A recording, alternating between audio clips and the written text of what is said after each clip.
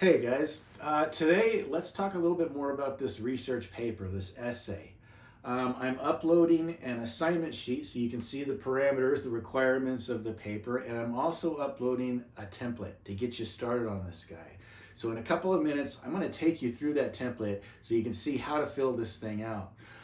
Before we do that though, one thing about this paper, if you're freaking out about this research paper because you think it's going to be really awful, I really want to try to allay your fears.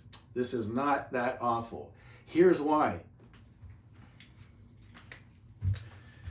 This overly simplified diagram that I keep showing you guys about the basic structure, the very basic structure of an essay, it still holds true. Okay, I told you every essay we're going to do in this class is going to come back to this structure, and the research paper is no different. Okay, it's essentially the same thing. You're doing the same thing, it's just a little bit longer. The reason it's a little bit longer is because there's more pieces to your argument, which means more body paragraphs. However, the structure, the function, the whole blueprint of this thing is exactly the same as what we've been doing already. So really, there's not much that's going to be new about this. A little bit of research will be involved, and that's one way in which it's different than the other papers, okay? It's not just you arguing a point about something that you read, it's you arguing a point about something that you created. And so we're going to have more pieces to that argument, and that's why it's going to be more paragraphs. So this model still holds true so that it looks like this now, right? Same model, just more argument. That's the only difference. You've got more body paragraphs because we got more pieces to the argument. In this case, we are going to have 8 total. I didn't draw 8 because I ran out of room. But that's the difference. You're going to have 8 body paragraphs dissecting and talking about the process of creating this children's story. Now, the most challenging part of this essay is going to be making your argument. And when you're making an argument, it can't just come from you, okay? This isn't just about your ideas. This is a research paper, which means you're finding information elsewhere, experts in their field, basically, to help back up your argument. And you are making an argument. For this essay, what you are arguing is essentially, I wrote a really good story. That's it. That's the argument. And that's your thesis statement too. Now, you don't have to say it as simple as that. You can make it as complicated and pretty as you want to. But at its heart, basically, that's what you are arguing. I wrote a really good story, and here's why. That's an argument. You're going to prove to your reader that this creative story, this children's story that you wrote, this book without pictures, basically, is a good story. And the way you're going to do that is by dissecting it and analyzing it by looking at each of the elements of literature. Okay, so those elements you talked about in the previous worksheet that we already have gone over, we've gone over it a couple of times now. Okay, when you talk about plot, when you talk about character, point of view, symbolism, setting, style, and theme, you're going to use those elements to dissect your own story, because remember, your story has those 7 elements in it. You're going to take them one at a time, and each one of them is going to get a paragraph. This is going to be plot. This is going to be character. This is going to be point of view. You see how that's going to work? That's the simple part of it. The more complicated part is finding the information, basically. And we're going to talk about that over these next couple of days. Where do you find that information, and how do you take that information and put it into your paper so that you're not accused of plagiarism, basically, which is a really important thing in academia. Stealing somebody else's work is just about the worst thing you can do in college. So we're going to talk about how to do that and how not to do that. But for now, I want you to be thinking about the previous worksheet that you worked on, where you thought about those 7 elements and how you were going to apply each one to your story. That information can start going into the template that I'm uploading for you today, okay? So real quick, let's look at that template, get an idea of how that thing is filled out. And this is it. This is the template, guys. I try to keep it as simple and as straightforward as I can, because there's no reason why this thing has to be complicated to fill out. There are a couple of things I want to point out, a couple of areas that I've noticed people get confused with on this. So like I said, I have an assignment sheet that gives you this information already. You can get that information from there. Just a reminder, it is going to be 7 to 10 pages, which means minimum 7 pages. And that is not including the works cited page. That's additional. So it's going to be 7 pages plus a works cited. All right. And we're going to talk about that in the next couple of days as well. For now, just know this. This is a place to sketch out your ideas, basically. I've given you a little bit of room to start thinking about your introduction. Because remember, every introduction should have a really nice hook, which is the attention getter, and it's got to have a thesis statement. Well, I already gave you the thesis statement, right? That is basically to make the argument that you wrote a really good book, a really good story. That's your thesis statement. Say it any way you want to, but that's the argument you'll be making. The hook is, well, how are you going to introduce this idea? You might want to think about introducing the idea of children's literature, or why reading is so important for kids. Or maybe you can find a great quote about getting kids interested in literature, or how kids learn to read. You know, there's 1,001 ways you can start this thing, and every one of them is great. So once you got an idea, you can start thinking about what that hook is going to be. You know, that's just that badass method that I showed you. You could use any one of those and give us a sentence or two right here that's going to be really interesting and make us want to keep reading this essay. Now we get into the body paragraphs. And I've got them in the same order that they are on the previous worksheet. Not much has changed, but we're taking them one at a time and dissecting them essentially. So rather than just saying what the plot is, which is what this is here, we're breaking that up into smaller subsections, okay, to really explain what you're doing in your story. So again, the plot. Okay, I've given you some space here to put a topic sentence, because remember, it's a body paragraph, and every body paragraph has to have a topic sentence. Totally up to you how you want to do that. It could be as simple as, I put a lot of thought into the plot of my story. That could be a topic sentence. It totally could. But here's the difference. This sentence and this sentence, they are different from each other, okay? This one is your topic sentence. This one is your example. And by example, I mean what you did, okay? So what you wrote on the previous worksheet probably would work right here on this line. So in my example about the bunnies in the forest, I said that my plot was the story centered around a family of bunnies who go on a picnic in the middle of a forest, and the youngest bunny gets separated from his family and goes on an adventure where it meets lots of interesting characters and learns an important lesson about blah, blah, blah.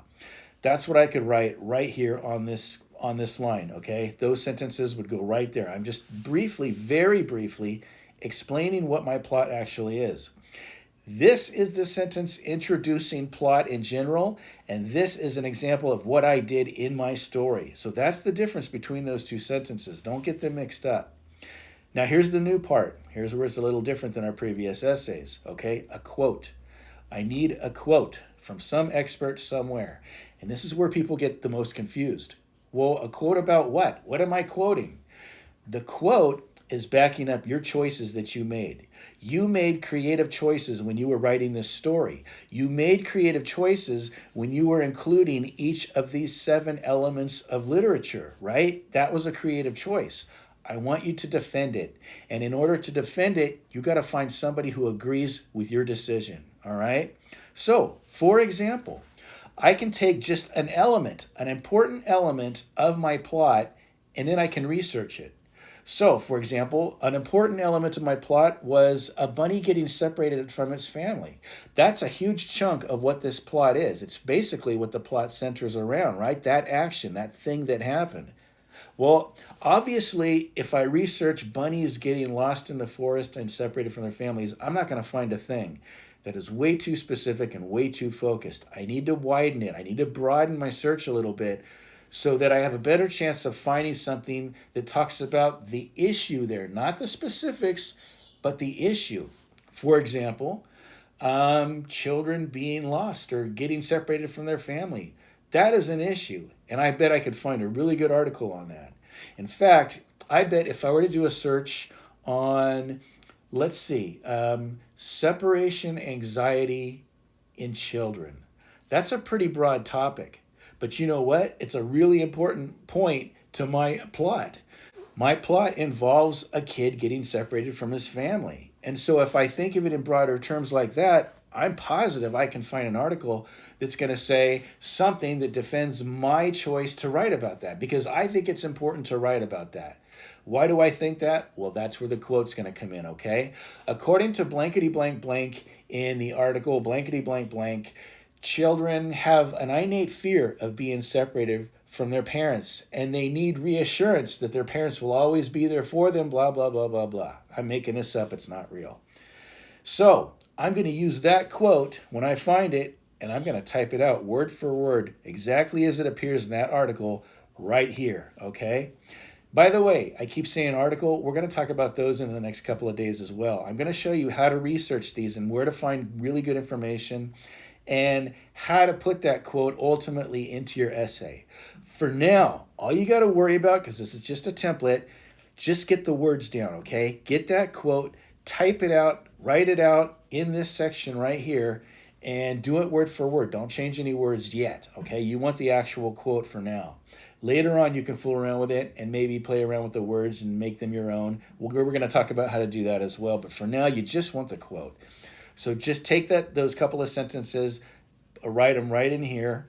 You might want to make a note of where you found the quote, okay? I don't give you room here to do it, but in the margin, you might want to say where you got it from, or if you're working on your computer, just bookmark it, okay? Because you are going to need that information later on. Not now, but you will later, definitely. Now, here's the most important part, okay? You can't just take a quote and drop it into your essay and then just move on to something else. You have to explain it to your reader, okay? So I have two words here, explain and defend. I'm referring to this quote right here, okay? Explain what the quote actually means, because sometimes these quotes aren't that easy to understand. You might have to simplify it for your reader so that we understand what the quote is actually saying. So break it down. Just tell us basically what the quote is actually telling us, then defend it. You're not defending the quote, you're defending your choice, okay? And this quote is part of your defense. So you've given this part of your defense, you've explained it, now defend why you chose to do that. I chose to have this as part of my story because I think it's important to blankety blank, blank, blank, blank, blank, okay? I'm defending it. I'm explaining explicitly to my reader why I chose to do that as part of my plot. All of that right there is a really nice paragraph. That is a body paragraph. Now, you can go further than that if you want to. You do have to fill up 7 pages, guys. So if this paragraph ends up being a little bit shorter than you'd like, well, then find another example. Maybe there's another point to your plot that you could talk about. And maybe you could find another quote to back it up, okay? It's totally up to you. I'm only asking for one example, one quote, and one explanation in defense. And honestly, you can stretch that out into a really good-sized paragraph without too much trouble. But if you find you want more information in there, then it's totally up to you. You can find more quotes and you can explain further and you can defend further, okay? Once you've got that done, you move on to the next body paragraph. This one's about characters. I'm going to do exactly the same thing. I'm going to come up with a topic sentence that basically says I'm really happy with the characters I came up with, or these are the characters I came up with, or here's why I came up with these characters. Introduce it any way you want to so that we understand you're going to be talking about characters now. We're moving on to another element. Give an example. My characters are a family of bunnies, a mother, a dad, and a baby bunny named Benjamin. Okay, that's all I need. I'm just explaining what my characters are. That's my example. Now I'm going to find a quote. All right, now again, remember, go broad, okay? I'm not going to find a quote about a family of bunnies who live in a forest, probably. But if I take the major ideas behind that, for example, the fact that I made my characters bunnies, you know what? Maybe I can defend that. Maybe I can find a quote. Maybe it doesn't even have to be as specific as bunnies. Just the fact that I wrote about animals. I could have written about kids and real people, but I didn't. I chose animals instead. And that's an important decision. That's a creative decision, and it's one that carries a lot of weight. So maybe I can find a quote about the choice to write about animals in children's literature. Again, I guarantee there's a bunch of information out there that's going to talk about that and back up my decision and explain to my reader why it was a good idea for me to choose to write about animals instead of people, right? That's the defense. So I'm explaining the quote and then I'm defending my choice to do that. Same as the previous paragraph, nothing has changed. Next one, point of view. I did mine in third person point of view, okay? That's my example. I chose to write in third person point of view. Quote, find a quote explaining why it's good to write in third person point of view. Explain and defend. Same with symbolism, same with setting, same with style, same with theme, okay? Those are your 7 body paragraphs that have to do with the elements. Now, keep in mind there is one more paragraph, okay? And I added this one. This isn't so much about the analysis of your story anymore. It's more about the experience of creating the story and sharing it with a little kid. This is why that's one of the requirements. You got to read your story to a kid. Because if you don't, you won't have much to write about, or you'll have less to write about with this paragraph here. So I've got some specific questions here. If you just answer each one of these questions completely and honestly, that'll give you a really good sized paragraph. If you want to talk about anything else in addition to these questions, that's great. You can do that. Make the paragraph as long as you want. This is an important idea, your experience. It's really important to me. To me, it's one of the most interesting parts of this essay is to read about your experience overall. So at the very minimum, answer these questions. If you want to talk about anything else having to do with your experience, then you can do that as well, okay? I think that's all I wanted to say here. Yeah, that should pretty much be it, guys. If you want to shoot me any questions about as you start to fill this in, that's great. Go ahead and do it. So that's it for today. Check in tomorrow and I will have new info for you and probably a new upload. Okay, I'll have a new worksheet for you as well, I think, probably. So check in tomorrow. I will talk to you then.